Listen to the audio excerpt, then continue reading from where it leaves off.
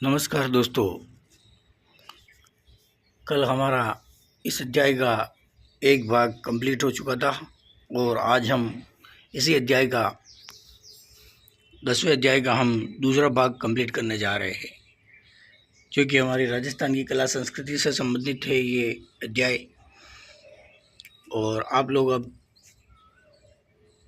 ये video like कीजिएगा, share कीजिएगा और सब्सक्राइब कीजिएगा, क्योंकि बहुत ही महत्वपूर्ण कंटेंट है ये। और इसके साथ साथ ही हम जैसे ही ये पुस्तक पूर्ण होगी उसके पश्चात कक्षा 7 की पुस्तक का भी अध्ययन करवाया जाएगा।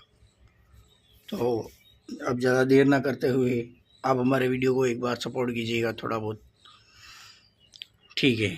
प्रमुख लोक देवता एवं संत। समाज सुधार कार्य, मानव सेवा, वन रक्षक, पशुधन की रक्षा, गुरु भक्ति, वचन पालन जैसे मूल्यों के लिए जीवन देने वाले अनेक महापुरुष राजस्थान में लोक देवता एवं संत के रूप में पूजनीय हैं। सामाजिक एवं धार्मिक कारणों से राजस्थान में लोक देवताओं का उदय हुआ। ये लोक देवता सांप्रदायिक सद्भाव के प्रणेता थे। ये लोक देवता सांप्रदायिक सद्भाव के प्रणेता थे। इनमें प्रमुख है जिन्होंने अपना जीवन लोगों की सेवा में, गायों की सेवा में लगा दिया पूरा जीवन। फिर अंत में वो लोक देवता कहलाए, वो महापुरुष कहलाए और लोक देवता कहलाए, ऐसे पुरुष जिनके बारे में हम अध्ययन कर रहे हैं। सबसे पहले है गोगा जी। राजस्थान के 5 पीरों में प्रमुख है रामदेव जी। ये मोस्ट इम्पोर्टेंट क्वेश्चन है, यहाँ से कई बार क्वेश्चन आ चुका है आरपीएससी, आरएसएम, एसएसबी के एग्ज़ाम में। रामदेव जी, पाबू जी, मेहाजी, हड़बू जी और गोगा जी। गोगा जी चौहान शासक और गोरखनाथ से प्रभावित थे। गोरखनाथ जी ऐसा कहा जाता है इनके गुरु थे। भाद्रपद कृष्ण नवमी को गोगा नवमी के रूप में मनाया जाता है। भाद्रपद महीने की जो कृष्ण पक्ष की जो नवमी आती है उसे गोगा नवमी के रूप में मनाया जाता है। इस दिन गोगा जी का जन्म हुआ था। इस दिन गोगा जी की पूजा अर्चना की जाती है। गोगामेड़ी हनुमानगढ़ में महीने भर तक चलने वाला मेला लगता है। गोगामेड़ी में क्या होता है? हनुमानगढ़ गोगामेड़ी में गोगा जी का मेला भरता है। ये ध्यान रखना, महीने भर तक ये मेला चलता है। मोस्ट इम्पोर्टेंट फैक्ट है। तेजा जी ने गोधन की रक्षा के लिए अपने प्राणों की बाजी लगा दी थी। भाद्रपद शुक्ल दशमी को परबतसर से तेजा जी की स्मृति में एक विशाल मेला आयोजित होता है। तेजा जी की गाथा और गीत बहुत प्रसिद्ध है। गायों की रक्षा के लिए तेजा जी ने अपने ससुराल में जब अपनी धर्मपत्नी को लेने गए थे, तब पेमल की गायों की रक्षा के हेतु तेजा जी ने अपने प्राण दे दिए थे। पाबू जी राठौड़ को ऊँटों के देवता के रूप में पूजा जाता है। पाबू मंड उनका प्रमुख स्थान है। फट चित्रण में पाबू जी का जीवन चरित्र दिखाया जाता है। ये लोक देवता पाबू जी है, जिन्हें लोक देवता ऐसे पाबू जी को एक क्वेश्चन ये भी आता है कि पाबू जी को किस देवता का अवतार माना जाता है, तो आप लोग क्या बताएंगे? पाबू जी को लक्ष्मण का अवतार माना जाता है, भगवान राम के छोटे भाई लक्ष्मण। रामदेव जी लोक देवताओं में सबसे प्रमुख एवं अवतारी पुरुष माने जाते हैं। वे सांप्रदायिक सौहार्द के प्रेरक थे। मुस्लिम समाज भी उनको रामसा पीर के रूप में मानते हैं। रामदेवरा में भाद्रपद माह में विशाल मेला आयोजित होता है और इन सबके अतिरिक्त मल्लीनाथ, देवनारायण, हड़बू जी आदि भी राजस्थान के प्रमुख लोक देवता है। मीराबाई का जन्म मेड़तिया राठौड़ वंश में कुड़की गांव मेड़ता में हुआ। भक्तिमती मीराबाई का विवाह मेवाड़ के सिसोदिया वंश के महाराणा कुमार भोजराज के साथ हुआ। महाराणा सांगा का पुत्र था भोजराज, उसके साथ मीराबाई का विवाह होता है। लेकिन विवाह के कुछ समय पश्चात ही भोजराज की मृत्यु हो जाती है एवं मीरा फिर वैराग्य धारण कर लेती है और कृष्ण भक्ति में इतनी लीन हो जाती है कि उनकी कृष्ण भक्ति को छुड़ाने के लिए महाराणा विक्रमादित्य कई प्रकार के जतन करते हैं। वो कृष्ण को अपना सर्वस्व मान चुकी होती है मीराबाई। उनको मारने के लिए जेल में डाल दिया जाता है, कारागृह में डाल के उनको जहर दिया जाता है, लेकिन ऐसा कहा जाता है कि मीराबाई कृष्ण की भक्ति में इतनी लीन हो गई थी कि वो जहर भी अमृत बन जाता है।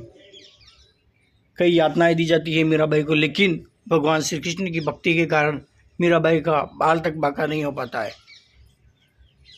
ऐसा कहा जाता है कि मीराबाई अपने पास एक गिरधर गोपाल भगवान कृष्ण की मूर्ति रखा करती थी और उसी मूर्ति को अपना सर्वस्व मान चुकी थी।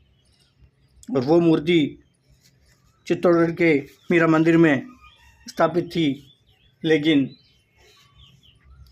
उसके पश्चात जयपुर के महाराजा मान सिंह इसको आमेर में लेके आ गए और वहाँ उन्होंने उस मूर्ति की स्थापना करके जगत शिरोमणि मंदिर बनवा दिया।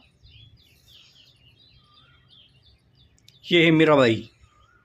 दादू दयाल, आगे है दादू दयाल। दादू ने कर्मकांड, जाति प्रथा, मूर्ति प्रथा, रूढ़िवादिता आदि कुरीतियों का विरोध किया। 1585 में फतेहपुर सीकरी में इन्होंने अकबर से भेंट की। मोस्ट इम्पोर्टेंट क्वेश्चन, यहाँ से कई बार क्वेश्चन पुटअप हुआ है। फिर राजस्थान में आकर भक्ति का प्रसार करते रहे।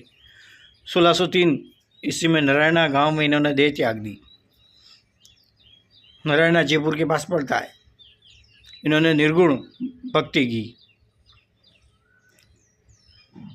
जाम्बोजी महाराज विष्णु संप्रदाय के प्रवर्तक थे। इनका जन्म विक्रम संवत 1508 की भाद्रपद कृष्ण अष्टमी 1451 ईस्वी को पिपासर गांव नागौर में हुआ।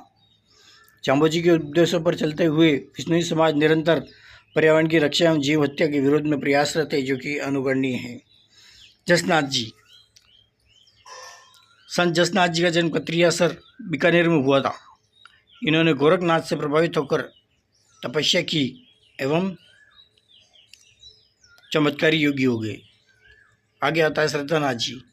राजस्थान के शेखावटी क्षेत्र में संत श्रद्धानाथ जी ने स्वयं शिक्षित न होते हुए भी जन जन में शिक्षा की अलग जगाई। इन्होंने अपरिग्रह, समता, चरित्र निर्माण की शिक्षा प्रदान की। सीकर जिले के लक्ष्मणगढ़ में त्याग एवं तपस्या के प्रति एक आश्रम का निर्माण करवाया, जो सभी वर्गों के लिए पवित्र स्थल है। इनकी मान्यता थी कि स्वच्छता में ही ईश्वर का निवास होता है। ये शेखावटी के प्रसिद्ध संत थे, ध्यान रखना है। सीकर जिले के लक्ष्मणगढ़ में इनका आश्रम है।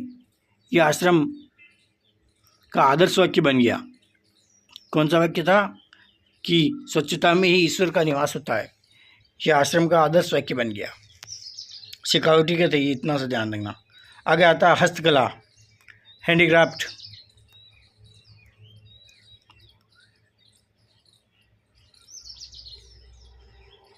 काष्ठ कला, सबसे पहला आता है काष्ठ कला। काष्ठ कला राजस्थान की एक प्रसिद्ध हस्तकला है।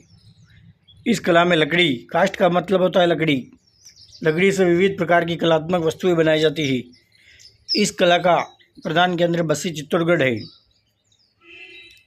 चित्तौड़गढ़ लकड़ी के विमाण, कावड़ तथा रंगाई छपाई के ठप्पे यहाँ तैयार किए जाते हैं।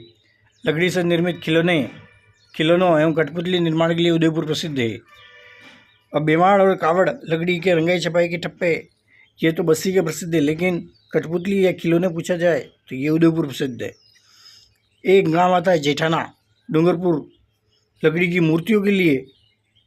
शेखावटी और बीकानेर लकड़ी के फर्नीचर के लिए जाना जाता है, ध्यान रखना। जेठाना, डूंगरपुर किसके लिए? लकड़ी की मूर्तियां बनाई जाती है वहाँ।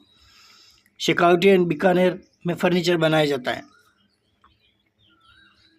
मूर्तिकला राजस्थान में संगमरमर के लिए प्रसिद्ध रहा है। विभिन्न स्थानों पर अलग अलग प्रकार के पत्थर पाए जाते हैं। इसी कारण यहाँ पर मूर्तियाँ एवं पत्थरों पर बारीक नक्काशी का काम किया जाता है। टेराकोटा, मिट्टी से मूर्तियाँ तथा विभिन्न सजावटी एवं उपयोगी वस्तुएं तैयार कर पकाना टेराकोटा के नाम से जाना जाता है। राजस्थान के समीप नाथद्वारा के समीप राजसमंद जिले में पड़ता है। राजस्थान के राजसमंद जिले में नाथद्वारा के समीप मुलैला नामक गांव इस काम हेतु प्रसिद्ध है। खमनोर के पास में पड़ता है। हाँ, अलवर एवं बाड़मेर में भी टेराकोटा की वस्तुएं निर्मित की जाती है। मुलैला काफ़ी प्रसिद्ध है।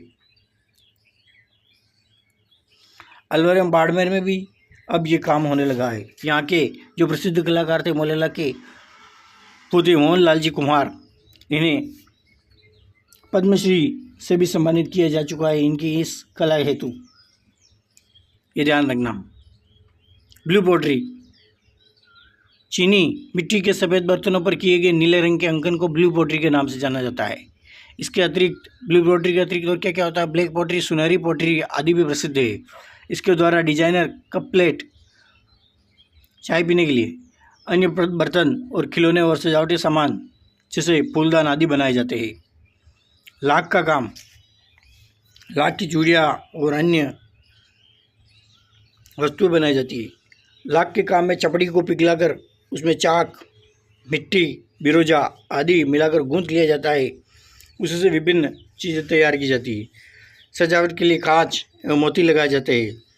जयपुर, जोधपुर इनके आभूषणों के लिए प्रसिद्ध है। लाख के आभूषण जयपुर एवं जोधपुर में बनाए जाते हैं और जयपुर जोधपुर ही प्रसिद्ध है।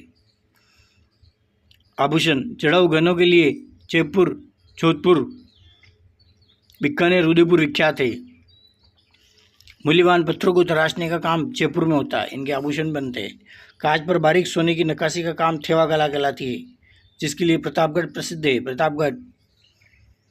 प्रतापगढ़ की जनजातियों में पित्तल और चांदी के आभूषण के लिए विख्यात है। यहाँ की जनजातियाँ ज़्यादातर पित्तल और चांदी के आभूषण पहनती है। प्रतापगढ़ में ये जनजातीय क्षेत्र है। दक्षिणी राजस्थान में कपड़े पर छपाई, राजस्थान में विभिन्न प्रकार की छपाई का काम होता है। जैसे कहाँ होता है? बगरू, सांगानेर, अकोला, बाड़मेर, काला डेरा, पाली और बस्सी इन कामों के लिए विशेष प्रसिद्ध है। गोबर, तिल्ली का तेल, बकरी की मेंगनी और सोडे के मिश्रण से एक घोल बनाया जाता है। बकरी की जो मेंगनी का मतलब वो मेंगनी होती नहीं होती वो, इसमें कपड़े को पूरी रात भिगोने के बाद सुखाया जाता है। सूखने के बाद उसे फिर से हरड़ के गोल में डुबाया जाता है। फिर लकड़ी के चापों से उन पर छपाई की जाती है। छपाई के लिए पहले सीमित और प्राकृतिक रंगों का उपयोग होता था, अब सिंथेटिक अप्राकृतिक रंगों का भी उपयोग होता है। कसीदाकारी एवं गोटाकारी, राजस्थान के अनेक स्थानों पर कपड़ों पर कसीदाकारी भी की जाती है। कसीदों में मुख्यतः पशुओं के चित्र उकेरे जाते हैं। कई जगहों एवं कपड़ों को तरह तरह से काट कर कपड़ों पर सील दिया जाता है, जिसे पेचवर्क कहते हैं। पेचवर्क क्या होता है कि कपड़ों को काट कर किसी अन्य जगह पर उनकी डिजाइन बनाकर उनको सील देना, वो पेचवर्क कहलाता है। गोटे, किनारी और आरी तारी का काम भी राजस्थान की विशेषता है। इस प्रकार हमने जाना कि देश की राष्ट्रीय सांस्कृतिक अंग होते हुए भी राजस्थान की संस्कृति की अपनी कुछ विशेषताएं हैं। यहाँ के पारंपरिक पर्व, त्योहार, मेले, रीति रिवाज आदि आकर्षक एवं मनमोहक है। इसलिए राजस्थान को रंगीला राजस्थान कहा जाता है। चूहों के कारण किस मंदिर को जाना जाता है? तो इसका ऑप्शन है बी सही है। ऊँटों के देवता के रूप में किसे पूजा जाता है? तो बाबू जी को ऊँटों के देवता के रूप में पूजा जाता है और ऐसा कहा जाता है कि राजस्थान में सर्वप्रथम ऊँट लाने का श्रेय बाबू जी को ही जाता है। तो आज ये चैप्टर हमारा ओवर हो गया है। कल हम पढ़ेंगे अध्याय 11 भौगोलिक संकेतक, जैसे राजस्थान की प्रमुख कला एवं उनके उत्पाद क्या क्या है।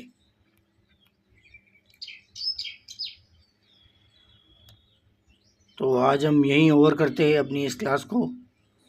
और आप लोगों को अगर ये वीडियो पसंद आ रहा है, कुछ समझ में आ रहा है, तो इसे लाइक शेयर ज़रूर कीजिएगा, अपने दोस्तों तक पहुंचाइएगा। धन्यवाद। जय हिंद, जय भारत।